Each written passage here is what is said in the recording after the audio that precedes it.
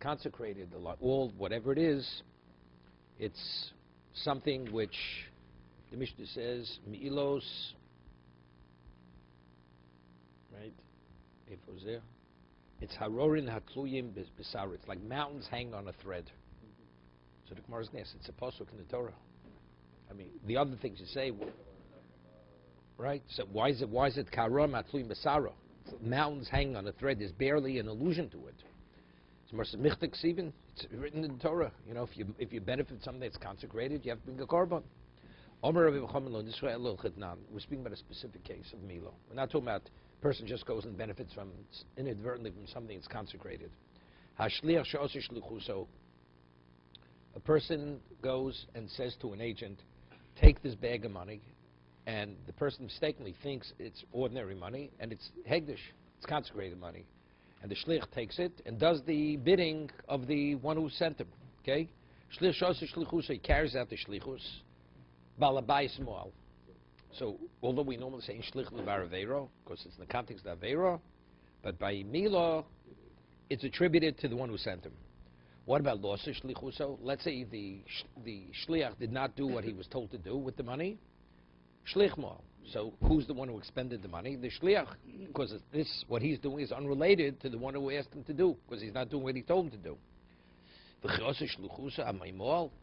Even if he carries the agency, he sins, and the sin is attributed to what? To the one who sent him. So therefore, therefore, that's why we see that it even applies in a context which we normally don't say such a thing. Therefore, it's like mountains hanging on a thread. So, Omer Rava, my kusha. Why? A gzera shav in the Torah. Gzera shav, you have two words and we compare. That's like it's written explicitly in the Torah. The reason over here we say shlich var because we have a gzera shava. What's the gzera shava? My kusha, dilma shiny milo, diyalfa chet mitruma. We have a gzera shava. It says chet by truma, and it says chet by regarding. Yeah. Mahosam shluch shalom kamoso. If a person appoints an agent to tithe truma, the tithing of the agent is like he tithed it. So similarly here, we learn out shlichus. So it's gzera shav is explicit. Afkan shel shalom kamoso. So therefore, it's not haram plim basar. It's not like a mountain on a thread. It's explicit. It's equivalent of it's a gzera shava.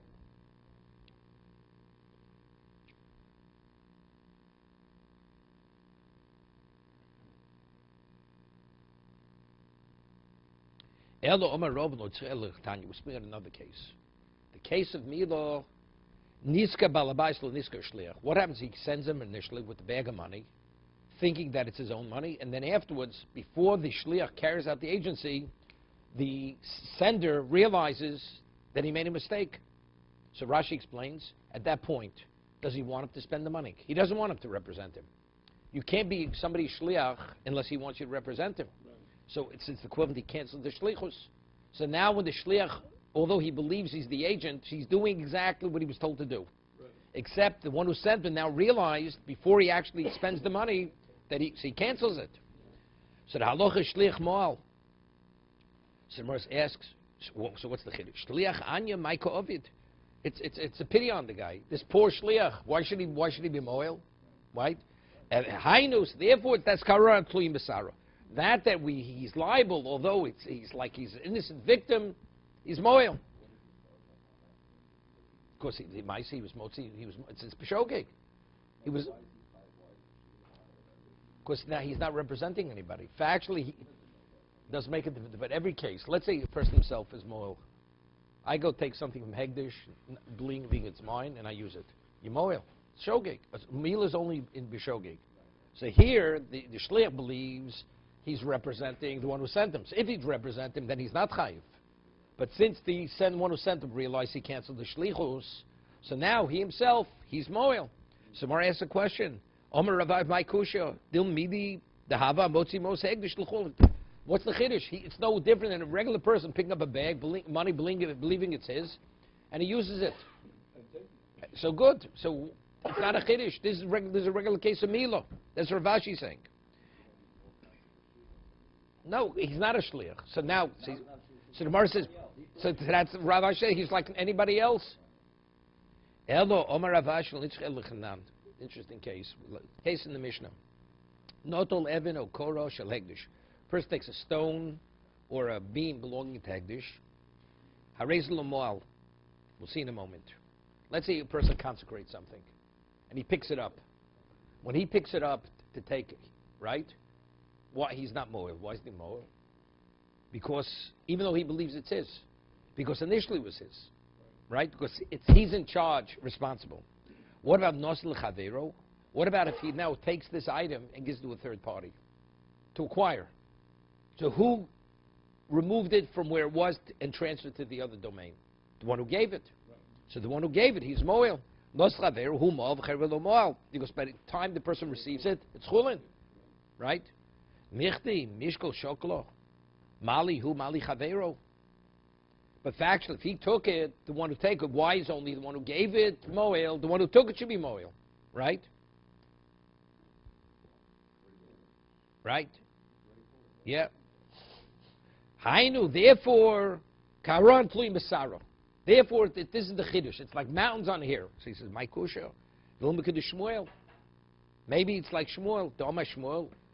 Habo, excuse me, Hocha begizmer. Now, let's talk over here. The more Richmond says, if he takes it himself, picks it up and takes it, he's not moel.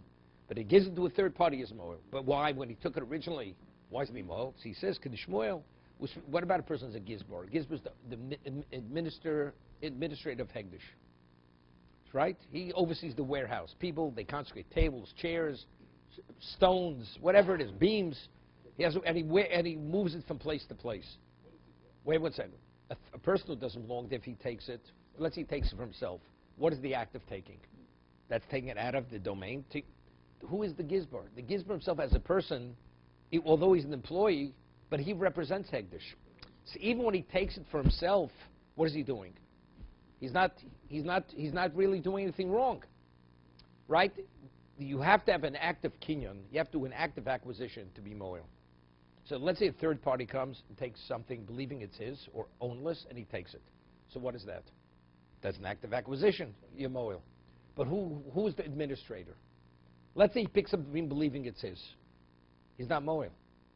Because he is the gizbar. Because his act is not seen as removing it from the domain that it was in. Because he and Hegdish are synonymous. Because he works for Hegdish. Okay?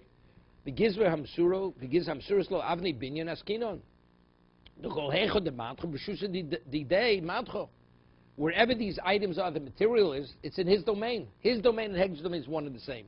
So even if he takes it for himself, the act is not seen as an act of removal. So therefore, it's what? So what's the chiddush? It's poshut. If he gives it to a third party, he's moel. So that's regular milo. And if he takes it himself, he's not moel. Why? Because he and Hegdish are synonymous. So what's harorim atlui masara? So what's the great chiddush? It's mountains hanging on a thread, on a hair. Be safer. There's another. What about if the person goes, he builds it as it's a supporting beam in the house? He's not moel. He has to live under the beam and have, to be moel, you have to benefit minimally a penny's worth of benefit. So let's say he builds it into the house, then he sits under the beam protects him from whatever it is. So he has a penny's worth of benefit from it. He's moel. Right? Factually, when he built the beam into the house, it's considered an alteration. He altered the beam. Before the beam was a beam, now it's part of the house. Mali door, mali lo door. What difference does it make? He should be moel after he put it in the beam. If he picks it up and takes it, he and Hegdish are synonymous. What about if he builds himself a mansion? This is the supporting beam. So there he took it. So if he took it, so why isn't he moel? So why does he have to live under the beam, benefit from the beam, the shava pruto? Hainu, therefore, karorim atluim besaro. This differentiation, it's like a mountain hanging on a thread. To make that differentiation. My kusha, what kind of question is this? Dilmo kedarav domrav came shenich apia rubo idorbe ein idorbe lo. The case where he goes on it's not where it's been where he built it into the house. Yeah, what happened? If he built it into the house, it's clear. That's an act. He took it from Hegdish. What happens? He has an opening in the roof. He just puts it across the rooftop. He didn't build it into the house. He laying on, and now, He's not moil. Why? Because he didn't make an alteration to the beam, and he's the gizber. What about if he physically benefits from it? Gizber, no gizber. The halacha is if you benefit from hegdish, so it's not because of the act of acquisition he did, because he benefited. You benefit from hegdish shava pruto. Person, let's say, consecrates food, and somebody eats the food, right? You benefited from the fruit, not because he did an act of acquisition. Let's say he puts his mouth down to the ground. He doesn't pick it up to put it in his mouth. You benefit of shava pruta, that's milo. Elo, so we're still trying to figure out what is haror matlui masara. What are the mountains that are hanging on a thread that is such a chiddush that milo, that you're liable? Elo, lo'olam kiderova. Right? It's like Rav had said. We said earlier. We said that if a person makes a shliach and then afterwards he makes the agent, he becomes aware that the money that he gave him was hegdish, and he cancels, we say the one who actually, the shliach is moil. So Mara says, why is it different than anybody being moil? So Mara says, the hegdish, let's say a person himself, he consecrates money in his house. Then mistakenly, he thinks he's taking the bag which is not consecrated, he takes the bag that is consecrated. I'd say, over there, you know why you're moil? Because there's a certain degree of negligence. If you're aware that it is, you should have been more careful.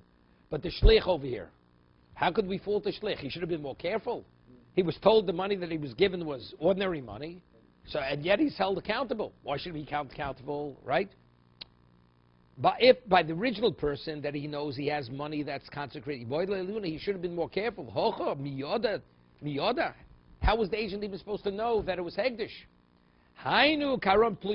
Therefore, that's the chiddush. That even though he had no inkling, you'd say this is almost like an onus, right? It's like an onus. I'll tell you what the difficulty is. What's the halacha? Norman, the person doesn't even know he's Jewish. And he doesn't keep his Shabbos at the age of his 80th birthday, he finds out he's Jewish. He's a tinik shenishba. He thought he was a goy all his life.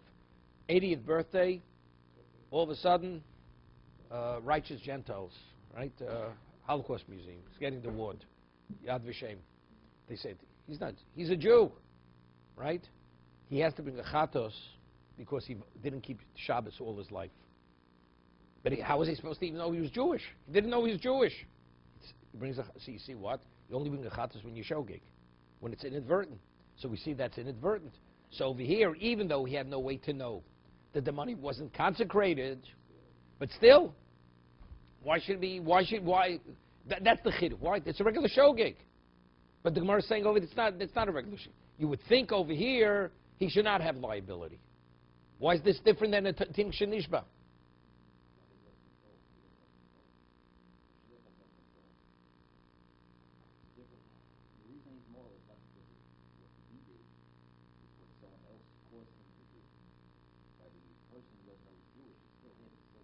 Right. That's what it said. Good. That's the difference, what Yossi's saying. Meaning like this. Let's say a person goes to a kosher restaurant and they serve him non-kosher food. There's a tuda on the wall. The guy has a beard down to his toes with a gartel, and he's serving him non-kosher food. He eats chaylev. He has to bring a chatos. Why? He relied on this. He has to bring a chatos. Why? Because why did you eat? Because you wanted to eat. Nobody forced you to eat.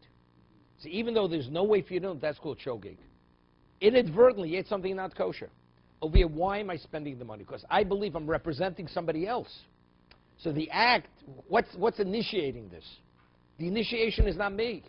See, the case where you eat not kosher, even though there's no way, or the person never knew he was a Jew, why did you not keep Shabbos? You chose not to do whatever you did on Shabbos. That's your initiative. Over here, originally, he was pointed as an agent. He doesn't know the one who pointed him canceled him, right? But why is he carrying out the act? Because of what he wants to do, or because it was initiated from an outside party. I'd say maybe he shouldn't be moel. Nevertheless, he is moel. That's a chiddush. That's harorim. That's mountains hanging on a thread. That's what you're saying.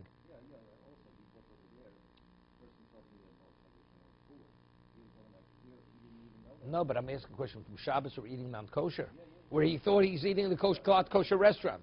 Yeah, but why are you eating? That's your choice to eat.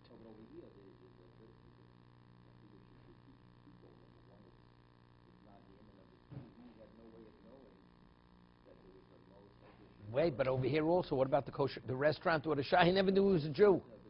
Yeah, but I think that's the main. Yeah. Right. Here you can't. There's no level of negligence here. No level of that.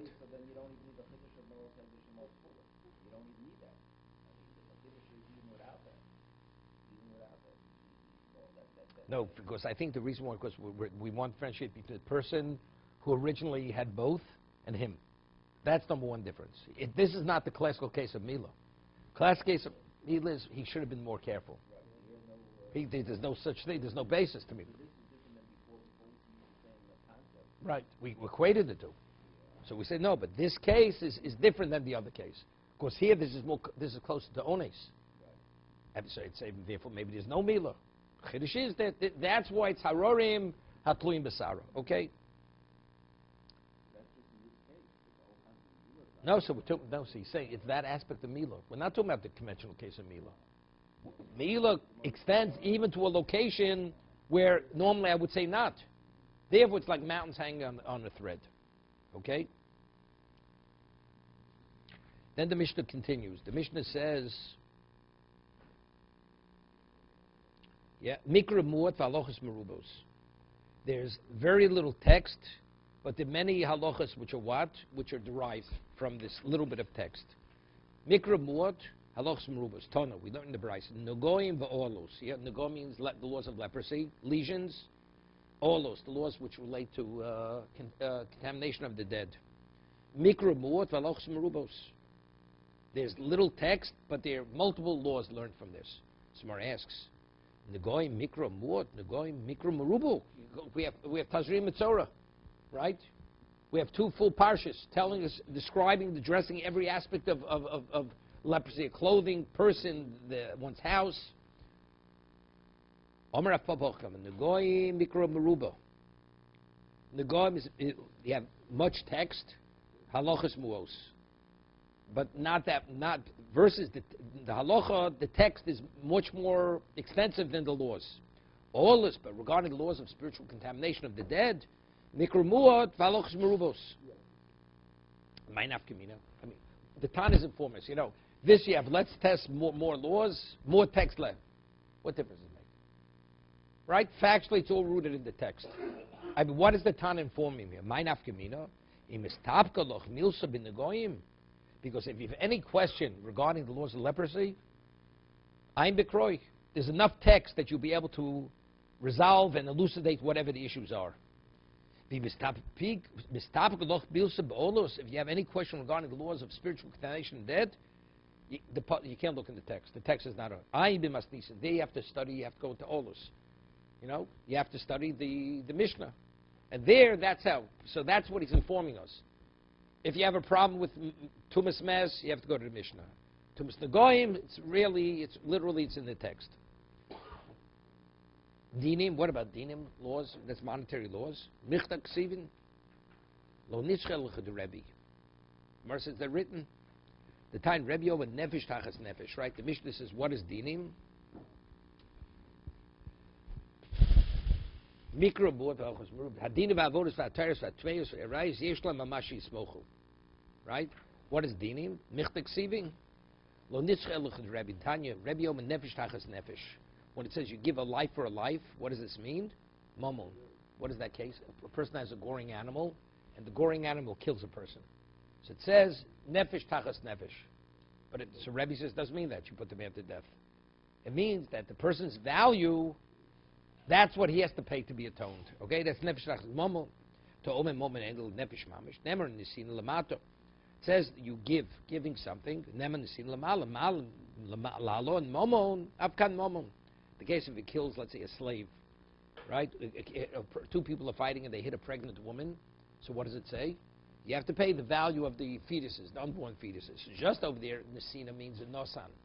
It means giving value. Here also, you should give nefesh tachas nefesh. Also means monetary value of the person. If he'd be sold as a slave, what is his value? Yep. It means the main nefesh. It says, Mosin yeh shemeso isho yiti momon demeo ishel yosher she'no leo chiv misel she'nos kabilo elo L'chaver miskaven d'chsiv b'chinot aniyachto k'sav Rebbe miskaven la'rogzev horagazeh potter. Nisin l'maylo lini d'meim v'lodos. It says also the fleelim. It's not speaking to Goring. The woman, the mother dies, and she loses the fetus both. So it says, when it says, what do you pay for? It says you give nefesh tachs nefesh. It means money. How do you know? Because just as for the fetus, as if she doesn't die, it means money. So similarly here, for her it means money. But Rashi's, because it's machlukes and Sanhedrin. It's not posh. It's not simple. What about a person? Two people are fighting here. Let's say you have two people, and a person takes a shot, an aim with an arrow to kill Mr. A, and Mr. B is next door. He wants to kill. He wants to commit murder. So the intent when he released that arrow was to kill. Still killing A, kill B. Oh, you have Misa. And he's forewarned before he shot the arrow. So according to one opinion, you have Misa. Because the intent is to kill. It's irrelevant who you kill. Rebbe says no. When the Torah says there's liability, you have to actually kill the person you intended to kill. You intend to kill one, you kill someone else. So let's say a person hits a person, and the person ducks, and you hit the person behind him, you kill the person behind him. According to one opinion, you chayiv misa. Because when he delivered that blow, it was meant to kill. The Rebbe says no. You have to, it's only if actually the intent is actually carried out. And it wasn't. Okay. Avodos. Michtav ksiv, it's a posuk, lo tzich elo lochas adam. Yeah. The Torah says you slaughter, right? It says you sprinkle. What about transporting the blood to the Mizbeach? The Tanya, vikrivo, zu kabol sadam. It means you bring it close. After Rachmana b'loshen holocha, what's hikrivo mean? Bring close means you move it. You trans. The chsiv v'hikriv hakoyin is hakol. V'hiktir hamizbech, he brings it all and he sacrifices. Mazu holocha zeivorim lekedesh lemeimro. The holocha losif k'machal kabbalah. That holocha is what is associated with kabbalah. Yeah. Where is it? Hikriv hakoyin is hakol. Kabbalah stam. Abishu loshen holocha. When it says yikrivo, it means receiving the blood. El kabbalah sharei la'acha shchitok dichtavo. No, it's included. Kabbalah is included in, no. It clearly means Kabbalah. Because it's a shochat, then it says holocha. So how could Hakrivo means holocha? You have to first receive the blood. So within Hakrivo, it clearly means Kabbalah. So maybe it means Kabbalah and not. The answer, it means both. It means Kabbalah and holocha. It means both. That's what Rashi says. Filo chaloshin holocha, eino elo Kabbalah. Right, it says v'shochat, then it says v'hikriv. But how could you have v'hikriv transport unless you first receive? Elocha elim kain kibud ladam. You have to first receive the blood. Okay. Further.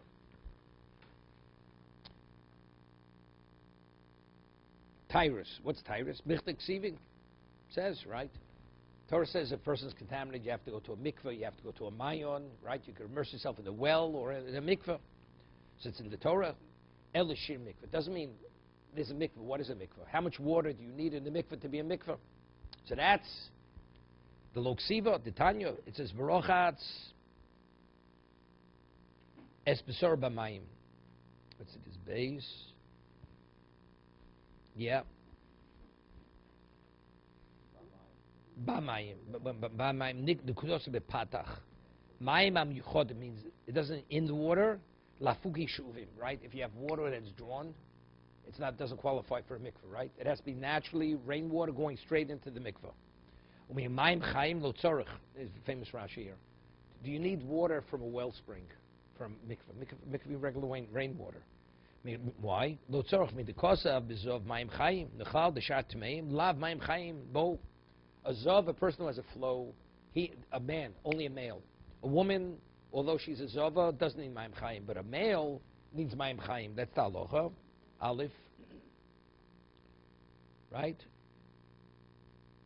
Lav mayim chayim boy, or mayim, b'mayim am yuchod b'mikvah api shein shomim. Although it's rainwater, it's not well water from a spring, but what does it mean? B'mayim? B'mayim means it cannot be shuvim, it cannot be drawn. Meaning if the water was in a vessel, and subsequently put into the mikveh is not valid. Okay? V'rochatz b'mayim, b'mei mikveh es kol b'saro. Mayim shekol gufo olaben. You need a volume of water that the body will be completely covered. V'kamhein, how much is that? How much water you need? Amal mam, we have this in Psachim also. V'kamhein, amal amo b'rumamo. Am a square with depth in amo. V'shiru chachomim, and what is that amount? What is the volume of water? Mei mikvah arboim so. You need 40 so, which is the equivalent of 188 gallons. Now it's interesting. There's a machlokas paposkim. What about a mayom? A well. Does a well need 40 so? Does a well need? It's a machlokas rishonim. All right, mikvah. Nobody argues. So what's the difference? What's the difference? What is? There's a Rabbeinu Yerucham. Rabbeinu Yerucham says that a mayon doesn't need 40 so. So what's a lot? So it's moving. So what? What does it need? If you need, you need. The Gemara says in Sukkah that shiurin is halachah l'mishbisinai, right? Shiurin, shir the 40. It's halachah l'mishbisinai, 40 so. It has to cover the whole body, right? So, but why? Why is the halachah l'mishbisinai of mayon of 40 so not applicable to mayons? He says something very. So the Stifler. He has a work, Kilas Yaakov writes, he says, explains it beautifully. What's the halacha? There's a mission in Mikvos that if you have a waterfall and the water just comes down in one sheet of water, not droplets, and it comes totally on you, and there's 40 so, it's called katafris. It's like, or let's say you have a case like this. If you have two mikvos next to one another, you have a hole in between them, and they're connected. You can see them as connected as one mikvah. What about if you have, like on a mountainside, you have different steps, and you have ponds of water, 20, and water flows down the mountainside from one pond to the next pond. So physically they're connected. So the Mishnah says in Mikvos it's not a connection. Why? Because since it's flowing downward, it's flowing, when water flows it doesn't connect. But over there it's speaking where it's called katafris, it's flowing downward. It's like a waterfall. So he says, so what do we see? Even though physically it's not going as droplets, it's one flow of water. So you see, water in movement is considered as if it's many droplets which are next to one another. What is a shear? What is a volume? Volume means it's contained. Something in movement, it's multiple droplets that one droplet is next to the next droplet. You hear? So as a result of that, if a mikveh, what is mikveh? Mikveh is called ashborim. Ashborim means it's contained within walls. So therefore, we could talk about 40 so. How much water is contained within this location? 40. But let's say you have an ocean, or you have a well. There's movement. If there's movement, you can't talk about this volume. Yeah, volume, but what's the volume made of? Of droplets. It's like every droplet is next to the next droplet. So therefore, it's not called 40 so. It's like the water cascading down the side of the mountain that it doesn't connect all the different ponds. That's how the disciple explains. That's the reason why the shear of 40 so has no relevance to a mayon, and only has, because mayon means it's a natural body which moves. There's movement. It's not, no, just has to cover yourself. Let's say you have a child. A child to cover a child's body, you don't need 40 so. Or you want to be tovel a metal vessel. Tefillah kalim. Everybody agrees. If you tovel in a mikveh, the mikveh has to have 40 so, otherwise it's not a valid tefillah. When I put the metal vessel in a mayon, how much water would I need there? You just need enough to cover the kli. That's enough. Nothing more than that. That's machlokes rishonim. How much water do you need? Halachim shemisinai. Right. 100%. Right. Okay. So in examples of the waterfall are dropping 20 and then 20. So it's not considered, they're connected, that's considered 40. Even though physically they're connected with the water continuously connecting them, because it's a movement, that's not called a valid connection. It's not good as a mikveh. No. If it eventually lands, we're talking about a movement. Movement. It's not good. It's not good. Katafris is not a mikveh. It's not good. But the pool of water at the end of the waterfall, even if it's not very flat, and then it goes past, let's say, 30 sides, that would be adequate because it's part of the movement stream. It's not. Usually, if it comes down the mountain, let's say goes into a pit, and it's contained. goes off and goes somewhere else. Obviously, it's going to go somewhere else. So that does require the effect does have a requirement for 40 so. That has 40. That has a requirement for it. No, that's something else. That's Tisha Kabim. That's a rabbinic law. It's a rabbinic law, Tisha Kabim. That's for about Keri. Right? It's something else. Okay. So what would be a regular mine that wouldn't require? You have like a well in the ground. You go in and you tovel. And in the pit, you have less. You have a stream. And in the stream, there's less than 40 so. No, we rule you have to have 40 so even by Mayon. You do. We rule you have to have even by Mayon. No, I said there's an argument. So he goes to explain the position why you don't. Yeah. So you always require? Always require. There's some mikvos are made of a Mayon. It's not rainwater, but it's rather, somebody just told me, told me a story. In Vilna, the Nazis, they closed down all the mikvos. So they emptied. But there was Chaim Moses said in Vilna, at a certain place, they should build a mikveh, but it should be made from an underground spring, which is much more complicated. You have to dig in it. They didn't realize because during the war, the Nazis shut down all the mikvos, and they shut off all the water flowing in. But that one mikveh, because it was the source was the spring, that mikveh was functioned, even during the war when the Nazis shut it down. So the women who had to go to the mikveh, that mikveh was available. Because in Vilna. Yeah. Okay. Tameos, what's Tameos? Bichlik Sivan. Torah speaks about sheretz contaminates, nevela contaminates.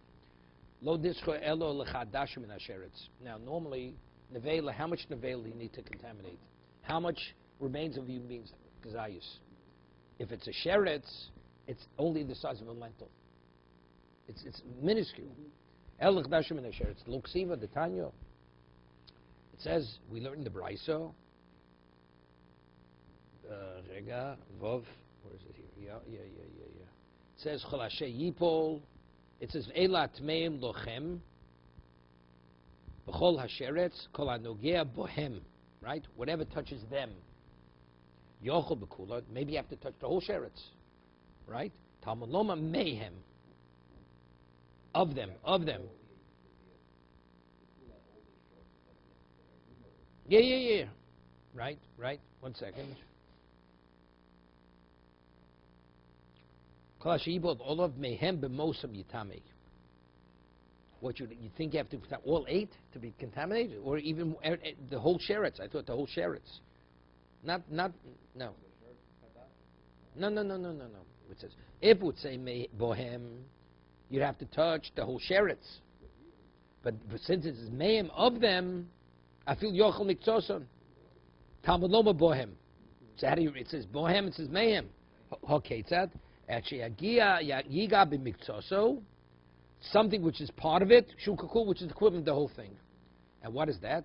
Shiuru chachomim b'chadasha. Why? What's the reason? Shekei chomet. Chomet is one of the what's it called? It's one type of sheretz. Yeah, tchilos b'chadasha, meaning when it starts developing, it starts from the size. It's the size of a lentil. So mikzoso is kekulo. Initially, when it starts growing, that's how small it is, the size of a lentil. Ultimately, it grows into something much larger. Rabbi Yossi Omer kiznav hat haltoch. What is its size? The size of the tail of a lizard. Znav haltoch. Lefishem varcheses la'acha shenechtocho. When you cut the tail of a lizard off, because of the nerve system, it shakes. It's like cutting the head off a chicken. It runs around, right? Like a chicken without a head. Okay? It's terrific. I once said something on this. Like Hainu. So therefore, even the miktas is cool because even though it's part, it still has life in it. I once said, the Gemara says in Psochim that when a person speaks, he should speak in a refined manner. So the Gemara says that after Shimon HaTzadik passed away, the curse went into lechem upon him. So therefore, before, if you'd eat as much as a bean, you'd be sated.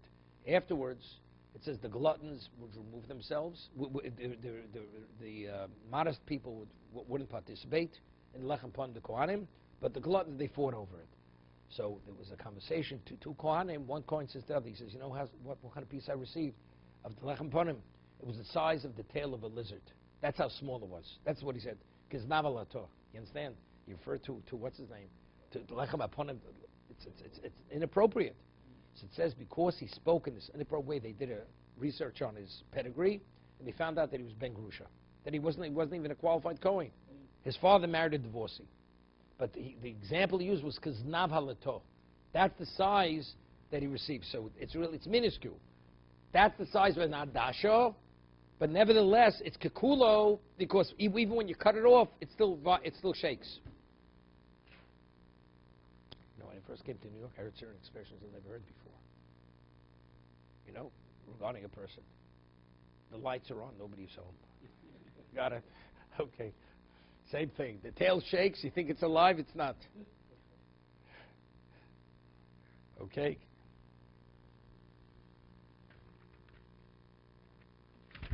Excuse me. Arayos, what's arayos? Also, all the arayos, you can't be more explicit. We have in Achrimos, we have in Kedoshim, what the forbidden sexual relations are. Michtav ksivon. Right? Lo nitzcho, lebitu me'anusos lo ksivon. What about a man rapes a woman and has a child? How do we know that daughter, normally the daughter is from a marriage? How do we know that's considered the incest? It's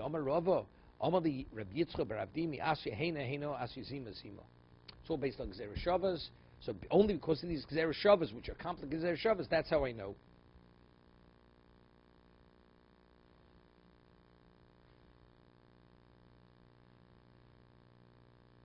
Because it says by Bito me anusos, it says ki ervos cheheno.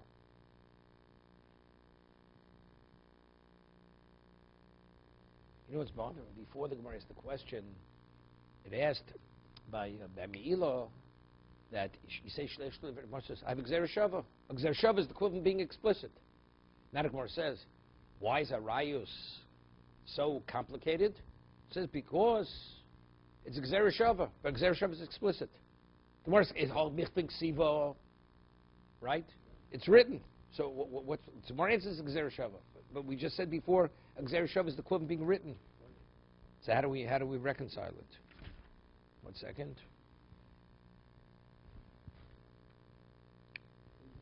No, here it's better.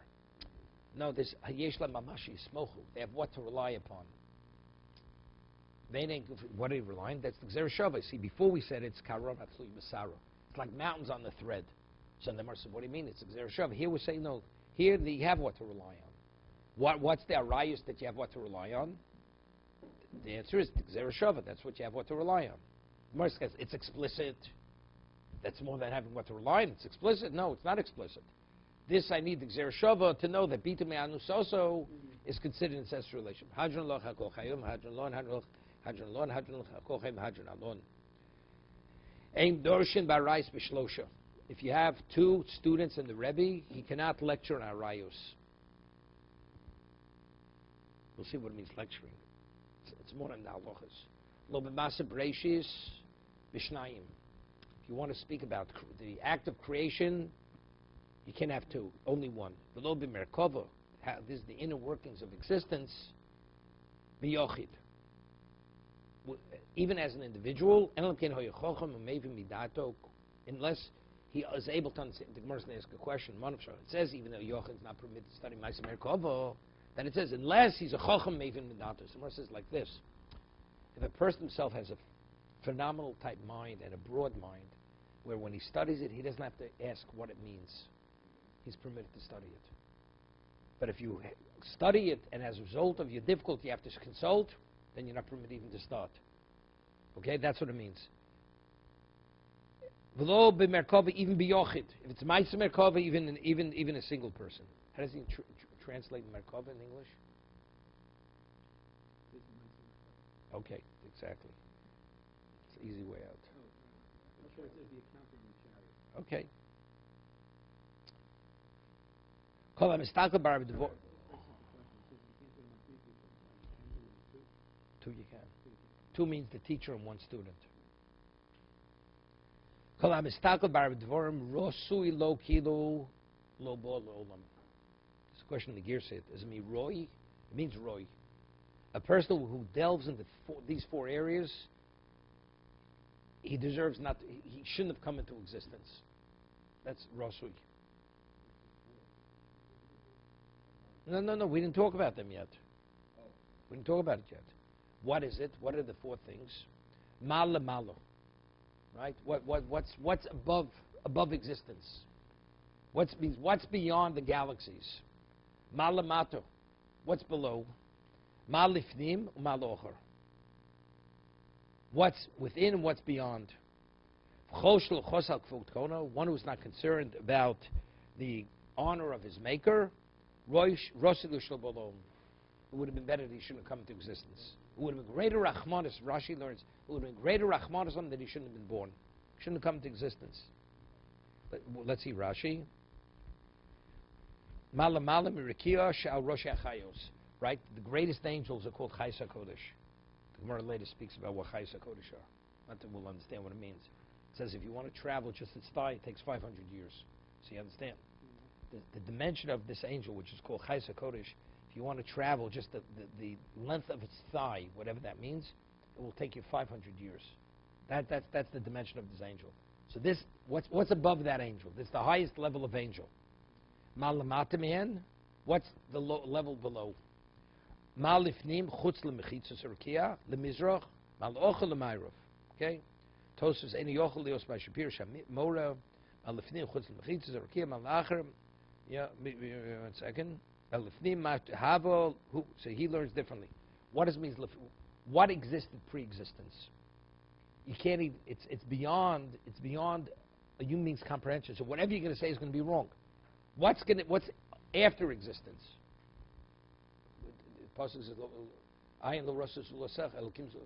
It's not possible. To think about, to be able to relate to anything, you have to have some frame of reference. Before existence, there was no existence. So it's something beyond. It's not within your purview even to speculate what it was. Okay? Amr Bereisha starts off, Lo b'merkava b'yochid. An individual is not permitted to study the Ma'aseh Merkava. V'odo Amrit, unless he's wise and he understands on his own. So it seems to be, you could learn it as an individual. You're not permitted to lecture on Rayis with 3. That means the teacher and 2 students. Lo b'masem b'reishit l'shnayim. Lo b'merkova liyochid. Elim kein hoyechochom evmidato. When are you permitted to? When is the individual permitted to study Ma'aseh Merkava? Unless Elim kein. I don't know what he's telling me more than the Mishnah. That the Mishnah says that explicitly, right? Ma'aseh Merkava, right? No, Ma'aseh Merkava. Elim kein. And what is? How does this add to what bothered us? It says the Mishnah also Elim kein.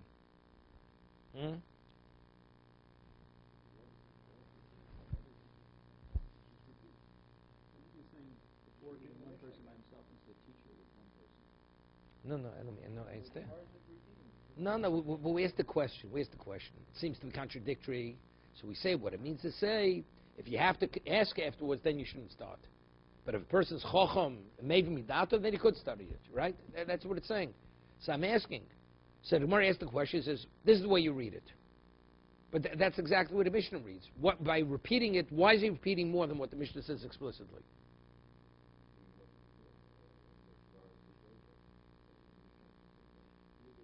No, but there I don't have a stira. No. This is a stira. It says a person should not individually. El ke chochem. So either what's the question or what's the answer? Not spirit. That's not the spirit. No, nothing spirit. Wow.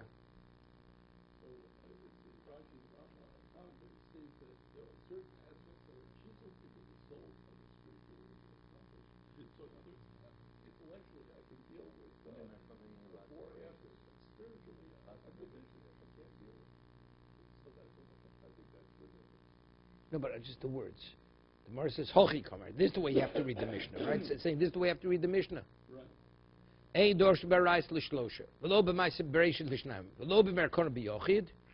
Right? So far, is that what the Mishnah says? The Mishnah says that. So what is he adding? I mean, he's just repeating, that's what the Mishnah says.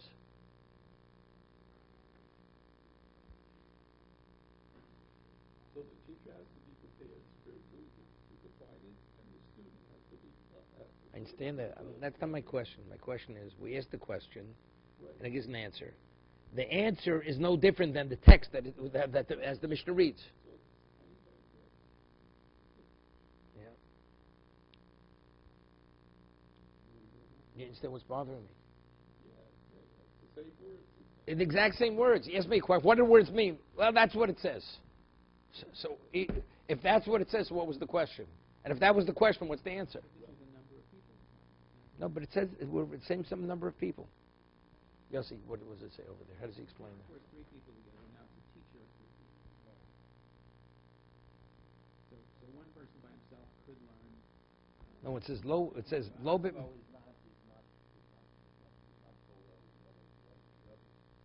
Am reisha low b'merkava b'yochid. What it said? It said originally merkava individual shnat. Then it says unless he's chochem even midato.